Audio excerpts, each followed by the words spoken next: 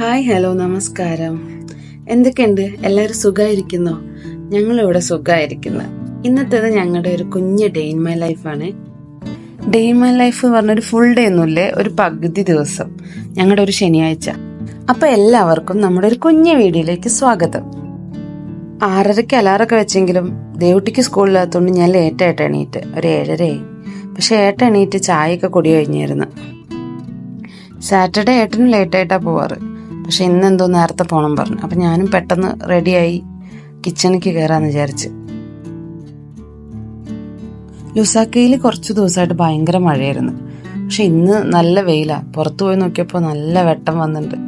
അങ്ങനെ ഞാൻ ഡോറൊക്കെ തുറന്നു നോക്കി, വണ്ടികളൊക്കെ പോകാൻ തുടങ്ങി വന്ന്. ഈ ആടിലൊരു 15 വീടുണ്ട്. അതുകൊണ്ട് തന്നെ രാവിലെ എണീറ്റ് കഴിഞ്ഞാൽ അങ്ങനെ ഓരോ വണ്ടികൾ പോകുന്നതിൻ്റെ സൗണ്ടൊക്കെ. രാവിലെ ഏട്ടന് പോവാനുള്ളതുകൊണ്ട് ഇനി അധികം നിൽക്കാൻ പറ്റില്ല. അതുകൊണ്ട് പെട്ടെന്ന് തന്നെ കിച്ചണിൽ കയറാമെന്ന് വിചാരിച്ച്. ഇന്ന് ദേവുട്ടിക്ക് ലീവാണല്ലോ, അപ്പോൾ അവൾ മുന്നേ പറഞ്ഞിരുന്നു അവൾക്ക് പുട്ടും കടലയും വേണമെന്ന്. പിന്നെ ഏട്ടൻ ചായയൊക്കെ വെച്ച് കുടിയൊക്കെ കഴിഞ്ഞിരുന്നു. കിച്ചണിൽ പോയാൽ ആദ്യം ചെയ്യുന്ന പരിപാടി ചിയ സീഡ് ചൂടുവെള്ളത്തിലിടുന്നതാ. കുടിക്കുന്നതൊക്കെ എപ്പോഴെങ്കിലും ആയിരിക്കും, പക്ഷെ ഇത് രാവിലെ ഇട്ട് വെച്ചാലല്ലേ കുടിക്കുമ്പോഴേക്കും നല്ലപോലെ സോക്കാവുള്ളൂ. ചിയ സീഡ് കഴിക്കുന്നത് ഒത്തിരി നല്ലതാന്ന് പറഞ്ഞേക്കുന്നത്. ഞാനിത് കഴിക്കാൻ തുടങ്ങിയിട്ടൊരു 7-8 മാസമായി. ഇതിൽ നിറച്ച് ഇളം ചൂടുവെള്ളം ഒഴിച്ച് വയ്ക്കും. എന്നിട്ട് പിന്നെ കുറച്ച് കഴിഞ്ഞ് ഇത്തിരി ലെമൺ ജ്യൂസും ഹണി ഒഴിച്ചിട്ട് മിക്സാക്കി കുടിക്കും. നാട്ടിലാവുമ്പോൾ എണീറ്റ് വരുമ്പോഴേക്കും അമ്മ ചായയൊക്കെ ഉണ്ടാക്കി വയ്ക്കും. അപ്പോൾ പിന്നെ ചായ രാവിലെയും വൈകുന്നേരമൊക്കെ നിർബന്ധമായിരുന്നു. പക്ഷെ ഇവിടെ വന്നതിന് ശേഷം ഞാൻ ചായ കുടിയൊക്കെ ഒന്ന് കുറച്ച്, ഇഷ്ടമില്ലാത്തതുകൊണ്ടൊന്നല്ല, പക്ഷെ അത്ര നല്ലതല്ല എന്ന് പറഞ്ഞേക്കൊണ്ട് പറ്റാവുന്ന അത്ര കുറയ്ക്കും. എന്നാലും എപ്പോഴെങ്കിലുമൊക്കെ എല്ലാവരും കൂടെ ഒരുമിച്ച് ഇരുന്ന് ചായ കുടിക്കാൻ അറിയുമ്പോൾ ഉണ്ടാക്കും. അതല്ല ഞങ്ങൾ ചായ കുടിക്കാൻ വേണ്ടി പുറത്തു പോകുന്നവരാ. ചായക്കഥയൊക്കെ അവിടെ നിൽക്കട്ടെ, നമുക്കിപ്പോൾ ബ്രേക്ക്ഫാസ്റ്റ് ഉണ്ടാക്കാം. ഇന്നത്തെ പുട്ട് ഗോതമ്പ് പൊടിയും കൊണ്ടാ. നിങ്ങൾക്ക് എങ്ങനെ ഗോതമ്പ് പൊടി കൊണ്ട് പുട്ടുണ്ടാക്കുക? എനിക്ക് അങ്ങനെ നന്നായിട്ട് ഉണ്ടാക്കാനൊന്നും അറിയില്ല.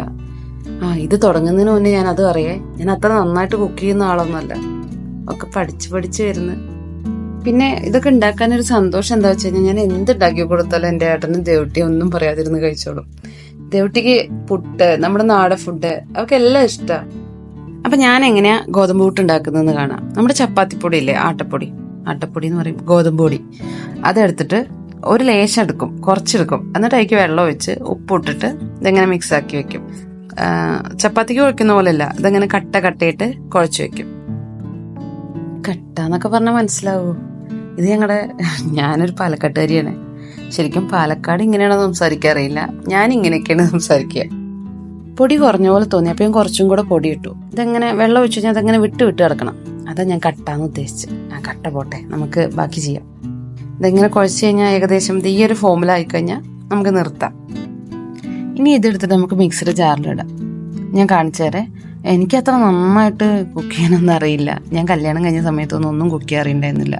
കല്യാണം കഴിഞ്ഞ ആദ്യത്തെ വർഷം സാമ്പിയിൽ വന്ന സമയത്ത് വേറെ ഒരു മത്തൻ കറി, ഒരു ഉള്ളിക്കറിയും നമ്മുടെ പൊന്നി ചോറില്ലേ, അത് മാത്രമായിരുന്നു ഞങ്ങളുടെ ഭക്ഷണം. പിന്നെ വീണ്ടും നാട്ടിൽ പോയി, വീണ്ടും വന്നു. അപ്പോഴേക്കും ഞാൻ കുറച്ച് പഠിക്കാൻ തുടങ്ങി. ഇപ്പതേ നമ്മുടെ യൂട്യൂബില്ലേ, നമുക്ക് എല്ലാം അതൊന്ന് പഠിക്കാം. ഇങ്ങനെ ഞാൻ പുട്ടുണ്ടാക്കാനൊക്കെ പഠിച്ചത്. ആ കഥയൊക്കെ അവിടെ നിൽക്കട്ടെ. ഞാൻ ഈ കഥ പറയാൻ തുടങ്ങിയ തീരത്തേ ഇല്ല. അപ്പം നമ്മൾ ആ കുഴച്ച് വെച്ച ചപ്പാത്തി പൊടിയില്ലേ, അതൊക്കെ നമ്മൾ കുറച്ച് കൂടെ പൊടി മിക്സിക്ക് ഇങ്ങനെ ഇട്ട് കൊടുക്കുക. എന്നിട്ട് പതുക്കെ പൾസ് ചെയ്തെടുക്കുക. അപ്പോൾ ഇങ്ങനെ ഓരോ തവണ തുറന്നു നോക്കുമ്പോൾ നമുക്ക് കാണാൻ പറ്റും ആ കട്ടയിട്ടിരിക്കുന്നത് വീണ്ടും പൊടിയായിട്ട് മാറി. ഇതൊക്കെ വെറ്റായിട്ടായിരിക്കുന്നത്. ഇത് കണ്ടോ, നമ്മൾ പുട്ടിന് അരിപ്പൊടി കൊണ്ട് കുഴയ്ക്കുമ്പോൾ അതെങ്ങനെയല്ലേ ഇരിക്കുക, അതുപോലെ ഈ ഒരു ഫോമിലായി കഴിഞ്ഞാൽ നമ്മൾ പാത്രത്തേക്ക് മാറ്റുക.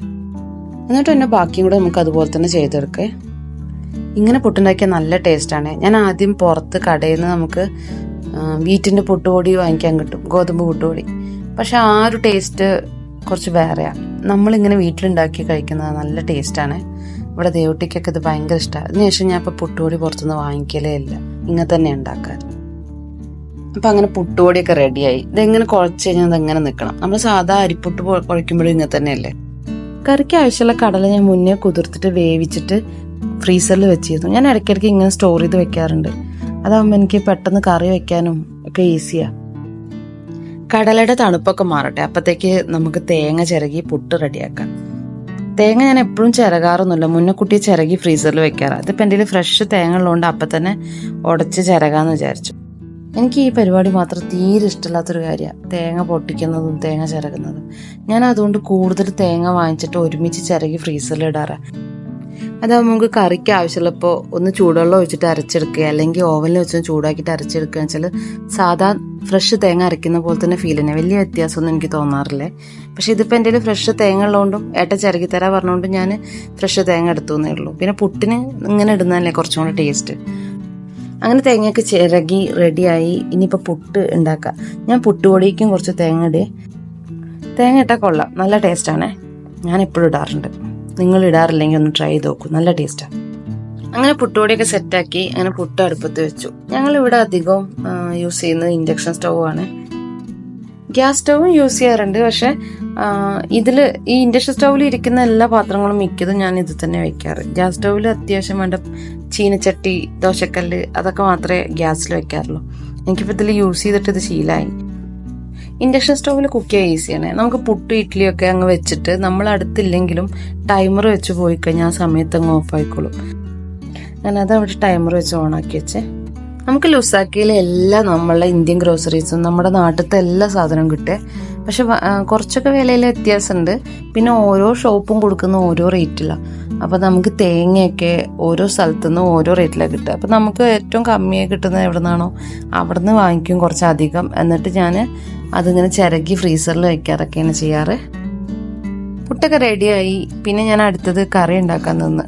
അപ്പോൾ അതിനും എൻ്റെ കയ്യിൽ ഇൻഡക്ഷൻ സ്റ്റൗവിൽ വെക്കാൻ പറ്റിയ പാത്രം ഉണ്ട്. അപ്പോൾ അതിൽ കുഞ്ഞു കുക്കറാണ്. അപ്പോൾ അതെടുത്തിട്ട് അതിൽ നമ്മുടെ കടലയൊക്കെ അതിൻ്റെ തണുപ്പൊക്കെ വിട്ടു. ആ കടല ഇട്ടു. ഇങ്ങനെ കടലക്കറി ഉണ്ടാക്കുക എനിക്ക് അറിഞ്ഞൂടാ. ഞാനൊക്കെ ഉണ്ടാക്കാറുണ്ട് ഈസി ആയിട്ട്, ഒട്ടും നേരമില്ലാത്ത സമയത്ത്, അല്ലെങ്കിൽ നമ്മൾ ഉള്ളിയൊക്കെ വഴറ്റി അങ്ങനെയൊക്കെയല്ലേ ഉണ്ടാക്കാറ്. ഇതിപ്പോൾ ഈസി ആയിട്ട് വെന്ത കടല, അതിലേക്ക് മഞ്ഞൾപ്പൊടി, മുളക് പൊടി, കുറച്ച് മല്ലിപ്പൊടി ഇട്ടിട്ട് ഒന്നും കൂടെ തിളപ്പിച്ചിട്ട് ആ പൊടികളുടെ പച്ചച്ചോയൊക്കെ മാറ്റിക്കഴിഞ്ഞാൽ തേങ്ങ ശരിക്കും വറുത്തരയ്ക്കണം. പക്ഷെ വറുത്തരയ്ക്കാനും എനിക്ക് നേരമല്ല. അപ്പം ഞാൻ പിന്നെ തേങ്ങ എടുത്തിട്ട് അതിക്ക് ചൂടുവെള്ളം ഒഴിച്ചിട്ട് അതും കൂടെ അരച്ച് ചേർക്കും. അങ്ങനെ ചെയ്യാറ്. ഇത് ഈസിയാണ്, പക്ഷെ ടേസ്റ്റ് ഉണ്ടേ, നല്ല കറിയാ. അങ്ങനെ കടല പൊടികളൊക്കെ ഇട്ടൊന്ന് തിളക്കട്ടെ. ഇവിടെ എൻ്റെ കൂടെ വോയിസ് കൊടുക്കാൻ വാവയും വന്നിട്ടുണ്ട്. അവൾ ഉറങ്ങി കിടന്നപ്പോൾ തുടങ്ങിയതാ, പക്ഷെ നീക്കുന്നതിന് മുന്നേ പരിപാടി കഴിഞ്ഞില്ല. അപ്പോൾ അത് പൊടിയെല്ലാം ഇട്ട് കടല തിളയ്ക്കാൻ തുടങ്ങി. അപ്പോൾ പൊടിയുടെ പച്ചമണമൊക്കെ മാറി. ഇനിയിപ്പോൾ തേങ്ങ അരച്ച് ചേർക്കണം. തേങ്ങ വറുത്തരച്ച് ചേർക്കാറാണ്. പക്ഷെ നേരല്ലെങ്കിൽ ഞാൻ ഇങ്ങനെയും ചെയ്യാറുണ്ട്. എനിക്ക് ടേസ്റ്റിൽ വ്യത്യാസമൊക്കെ ഉണ്ട്, പക്ഷെ അങ്ങനെ ചെയ്താലും ടേസ്റ്റൊക്കെ ഉണ്ട്. ഇത് പിന്നെ ഞാൻ ഫ്രീസറിൽ തേങ്ങ ചിരകി വയ്ക്കും. ഇവിടെ നമുക്ക് തേങ്ങയൊന്നും എപ്പോഴും കിട്ടത്തില്ല. അപ്പോൾ കിട്ടുമ്പോൾ ഞാൻ ഇച്ചിരി കൂടുതൽ വാങ്ങിച്ചിട്ട് ഫ്രീസറിൽ തേങ്ങ, പിന്നെ നമുക്കിങ്ങനെ ഓരോ സീസണിൽ കിട്ടുന്ന വെജിറ്റബിൾസ് ഒക്കെ അല്ലേ, അതൊക്കെ കുറച്ചധികം വാങ്ങിച്ച് ഞാൻ ഫ്രീസ് ചെയ്ത് വെക്കാറുണ്ട്. അപ്പോൾ തേങ്ങ ഇങ്ങനെ എടുത്തിട്ട്, ഇതിപ്പോൾ തണുത്തിരിക്കുക, അപ്പോൾ പിന്നെ അതിങ്ങനെ എടുത്തിട്ട് അതിലേക്ക് ചൂടുവെള്ളം ഒഴിക്കും, എന്നിട്ട് അരയ്ക്കും. അങ്ങനെ തേങ്ങ ചേർത്തിട്ട് കുറച്ചു നേരം കൂടെ ഒന്ന് ചൂടാക്കിയാൽ മതി. അപ്പോഴേക്ക് റൂമിൽ നിന്ന് വാവയുടെ കരച്ചിൽ കേട്ട്. നമ്മൾ എണീറ്റ് പോന്നു കഴിഞ്ഞാൽ പിന്നെ അവൾ അധികം നേരം ഒന്നും ഉറങ്ങില്ല. ആരും എടുത്തില്ല എന്ന് പെട്ടെന്ന് അറിയും. എണീറ്റ ഉടനെ അമ്മ എടുക്കണം. അമ്മ എടുത്തില്ലെങ്കിൽ ഭയങ്കര സങ്കടമാണ്. അപ്പോൾ ഞാൻ എടുക്കാത്തതിനായി കരയുന്നത്. ദേവട്ടിക്കൊന്നും സ്കൂളില്ലല്ലോ, അപ്പോൾ അവളും ലേറ്റായിട്ട് തന്നെ എണീറ്റ്. അച്ഛനും ചേച്ചി എത്ര കളിപ്പിച്ചിട്ടും വാവയുടെ സങ്കടമൊന്നും തീർന്നില്ല. പിന്നെ ഞാൻ എടുത്തു അവളെ. ഞാൻ എടുത്തിട്ട് കുറച്ച് നേരം അവളെ കളിപ്പിച്ചിട്ട് പിന്നെ അവൾ ഓക്കെ ആയി. പിന്നെ ചെറിയൊക്കെ ആയി. പിന്നെ പതുക്കെ ഞങ്ങൾ എണീറ്റ് വന്നു. അവൾക്ക് പിന്നെ പുറത്തു കൂടെയൊക്കെ നടക്കുന്ന ഇഷ്ടമാണ്. രാവിലെ ആകുമ്പോൾ നല്ല ക്ലൈമറ്റും അല്ലേ മുറ്റത്തു കൂടെ കൊണ്ട് നടക്കാൻ. അപ്പോൾ ഏട്ടൻ അവളെയും കൊണ്ട് വെറുതെ പുറകു കൂടെ, ഞങ്ങളുടെ പുറകു വശത്ത് അത് കൂടെ നടക്കുന്നതാണ്. ഫ്രണ്ടിക്ക് പോയി കഴിഞ്ഞാൽ പിന്നെ അവളങ്ങ് ഉള്ളിൽ കയറാനേ സമ്മതിക്കില്ല. കാരണം അത് കൂടെ ഇങ്ങനെ കുട്ടികൾ നടക്കുന്നുണ്ടാവും, പിന്നെ വണ്ടികളൊക്കെ അല്ലേ. അപ്പോൾ അവൾക്ക് ഓടി നടക്കുന്ന ഇഷ്ടം മുറ്റത്തേക്ക് ഇറങ്ങി. ഞാൻ എപ്പോഴൊന്നും വിടാറില്ല, കാരണം എപ്പോഴും വണ്ടികൾ വന്നുകൊണ്ടേയിരിക്കും. അപ്പോൾ എനിക്കൊരു ടെൻഷനാണ്. എന്നാൽ തന്നെ ഡോറ് തുറന്നാൽ അവൾ മുറ്റത്തേക്ക് ഇറങ്ങി ഓടും. അതുകൊണ്ട് ഫ്രണ്ടിലെ ഡോറ് തുറക്കാറേ ഇല്ല. തുറന്നു കഴിഞ്ഞാൽ അവൾക്ക് കളിക്കാൻ പോകണം, പിന്നെ ഭയങ്കര വാശിയാവും. കറിക്ക് തേങ്ങ അരയ്ക്കുമ്പോൾ ഞാൻ അതിൽ കുറച്ച് കടലയും കൂടെ ഇടും. അതാവുമ്പോൾ കുറുകിയ പോലെ നല്ല ഗ്രേവി ഉണ്ടാവും കറിക്ക്. അപ്പം അതങ്ങനെ തേങ്ങയുടെ തണുപ്പൊക്കെ വെടിയിച്ച് ഞാൻ തേങ്ങ അരച്ചു. എന്നിട്ട് കറിക്ക് അതങ്ങ് ചേർത്തു. നാട്ടിൽ നിന്ന് ആദ്യം ലുസാക്കയിൽ വന്ന സമയത്ത് ഇവിടെ ഇന്ത്യൻ ഗ്രോസറീസൊക്കെ എവിടെ കിട്ടുക, എങ്ങനെയാ ഒന്നും എനിക്കറിയില്ലായിരുന്നു. പിന്നെ ഉണ്ടായിരുന്നു, പക്ഷെ അധികം ഇന്നത്തെ പോലെ ഒന്നും അധികം ഒന്നും ഉണ്ടായിരുന്നില്ല. പക്ഷെ ഇപ്പം ഇവിടെ എല്ലാം കിട്ടും. പിന്നെ റേറ്റ് ആണെങ്കിലും വലിയ കൂടുതലോ അങ്ങനെയൊന്നും ഫീൽ ചെയ്യുന്നില്ല. ശരിക്കും പറഞ്ഞാൽ നമ്മൾ നാട് മാറി ജീവിക്കുമ്പോൾ റേറ്റൊന്നും അങ്ങനെ കമ്പയർ ചെയ്യാൻ പാടില്ല എന്നാണ് പറയുക. എന്നാലും ഓക്കെയാണ്, നല്ല നല്ല അഫോർഡബിളായിട്ട് നമുക്ക് സാധനങ്ങളൊക്കെ കിട്ടുന്നുണ്ട് ഇവിടെ.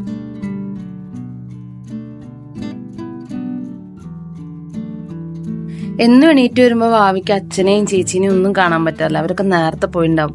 ഇന്നിപ്പോൾ അച്ഛനെയും ചേച്ചീനെയൊക്കെ കളിക്കാൻ കിട്ടിയ സന്തോഷത്തിലാണ് വാവ. കുറച്ച് നേരമുള്ളൂ, അപ്പോഴത്തേക്ക് ഏട്ടൻ പോവാറുമായി. ഇനി അതിന് കുറച്ച് കരച്ചിലും കാണും. അങ്ങനെ കറി റെഡിയായി. ഞാൻ അതിലേക്ക് താളിച്ചൊഴിക്കുന്നതാണ് ഈ കാണുന്നത്. അതിലേക്ക് കുറച്ച് കടുക്, വറ്റൽമുളക്, കരിവേപ്പില, കുറച്ച് കുരുമുളക് പൊടി ഇടും. അത്രേ ഉള്ളൂ എൻ്റെ കറി. ഇത്ര ഈസി ആയിട്ട് ഉണ്ടാക്കാം. ടേസ്റ്റ് ഉണ്ട്, വലിയ വ്യത്യാസമൊന്നും ഫീൽ ചെയ്യുന്നില്ല. അങ്ങനെ കറിയൊക്കെ റെഡിയായി. ഞാൻ അവർക്ക് രണ്ടുപേർക്കും പുട്ടും കടലക്കറിയും പഴമൊക്കെ എടുത്ത് കൊടുത്തു. ദേവുട്ടിയും ഏട്ടനും ഇരുന്ന് കഴിച്ചു. വാവയ്ക്ക് ഇപ്പം തന്നെ കൊടുക്കില്ല. വാവ ഫുഡ് കഴിക്കും, പക്ഷെ കുറച്ച് കഴിഞ്ഞിട്ട് അവൾ കഴിക്കുള്ളൂ. അവൾ കുറച്ച് നേരം വെള്ളമൊക്കെ കുടിച്ച് പാലൊക്കെ കുടിച്ച് അങ്ങനെ ഒരു 10 മണിയൊക്കെ കഴിഞ്ഞിട്ട് അവൾ ഫുഡൊക്കെ കഴിക്കുള്ളൂ രാവിലത്തെ. അതിൻ്റെ ഇടയിൽ കുറേ ഇങ്ങനത്തെ സ്നാക്സൊക്കെ കുറച്ച് കഴിക്കും. പിന്നെ ഏട്ടൻ്റെ നിന്ന് കുറച്ച് പോയി വാങ്ങി കഴിക്കും. അങ്ങനെയൊക്കെ. ഇതിപ്പോൾ രാവിലെ വെള്ളം കുടിച്ചുകൊണ്ടിരിക്കുക. അപ്പോഴത്തേക്ക് ഏട്ടൻ പോവാറായി. അപ്പോഴത്തേക്ക് അവൾക്ക് സങ്കടമായി. അവൾക്കും കൂടെ പോകണം. ഏട്ടൻ വണ്ടി കയറി കഴിഞ്ഞാൽ അപ്പം അവൾക്കും വാശിയാണ്, അവൾക്ക് കൂടെ പോകണം. അതിപ്പോൾ ഉച്ചയ്ക്ക് കഴിക്കാൻ വരുമ്പോഴും അതേ പുറമൊക്കെ കരഞ്ഞു ഓടും. പിന്നെ കുറച്ച് നേരം വണ്ടിയിൽ കയറ്റി ഇരുത്തി കുറച്ച് ഹാപ്പിയൊക്കെ വെച്ചിട്ട് അവൾ എൻ്റെ കയ്യിൽ തന്നു. പക്ഷെ ഇന്ന് എന്തോ അധികം കരഞ്ഞില്ല. ഇതേ കുറച്ച് നേരം അച്ഛനെ തന്നെ നോക്കി നിൽക്കുക, എന്തോ ഇപ്പം എന്നെ കൊണ്ടുപോകാതെ പോവാന്ന് വിചാരിച്ചിട്ട്. പിന്നെ ടാറ്റയൊക്കെ കൊടുത്ത് കുറച്ച് നേരം ഇങ്ങനെ നോക്കി നിന്നു. പിന്നെ ഞങ്ങൾ പുറത്ത് കുറച്ച് നേരം ഇങ്ങനെ നിന്നു.